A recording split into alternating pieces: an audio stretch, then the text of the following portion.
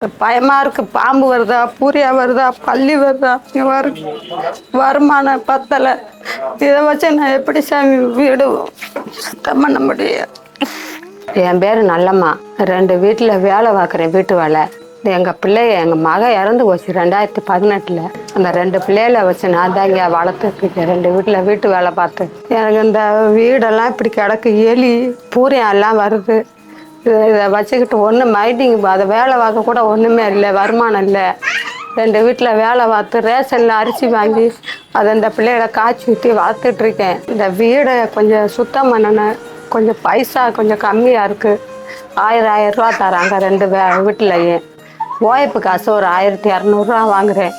அதை வச்சு தான் இங்கே ஒரு மாதத்துக்கு இந்த பிள்ளைகளுக்கு கஞ்சி காய்ச்சி ஊற்றி இன்னத்தைய 2 பாருங்க, குழம்பு கூட இல்லை. கஷ்டமாக இருக்குங்க ரொம்ப. இந்த 2 பிள்ளைகளும் நான் தான் இங்கே இருக்கேன், வேறு யாருமே இல்லை. ஆம்பளை யாரும் இல்லை. அவங்க அப்பா இருக்கானா இல்லையான்னு தெரியலைங்க. எந்த உதவியும் பண்ண மாட்டேன். இந்த பிள்ளைகளுக்கு கால்ரை சீப்பு பணம் ஏறுது. அவன் ஜாயிண்ட் அக்கௌண்ட் போட்டிருக்காங்க, அதை கூட அவன் தான் எடுத்துகிட்டு போயிடுவேன். இதுக்கு 18 வயசு வரைக்கும் இந்த பிள்ளைய எடுக்க முடியாதான். இந்த காசை அவன் தான் எடுத்துகிட்டு போயிடுவேன். ஸ்டேட் பேங்கில் உள்ள மேனேஜர் அப்படிதான் சொன்னாங்க. அவன் என்ன தப்பு பண்ணாலும் சட்டத்துக்கு அப்பே அவன்தாம்மா. இந்த பிள்ளைய 18 வயசு வரைக்கும் அவன்தாம்மா எடுப்பேன்ட்டாங்க. சரி, நம்ம 2 வீட்டில் வேலை பார்த்து வளர்ப்போம் இருக்குது வளர்த்துட்ருக்கீங்க. ஒரு பிள்ளை 10 படிக்குது, ஒரு பிள்ளை 7 படிக்குது.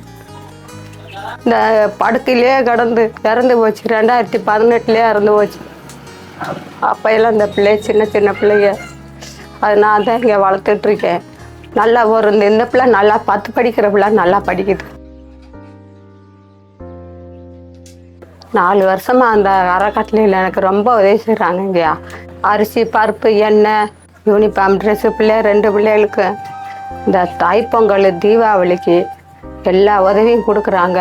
புக்கு தராங்க, நோட்டு தராங்க, பென்சில், பேனா முதல் கொண்டு தராங்க, குச்சி டப்பா எல்லா உதவி செய்கிறாங்க. ஐயா அறக்கட்டளையில் இருக்கவங்க எல்லாரும் கோடான கோடி நன்றிங்க அவங்களுக்கு.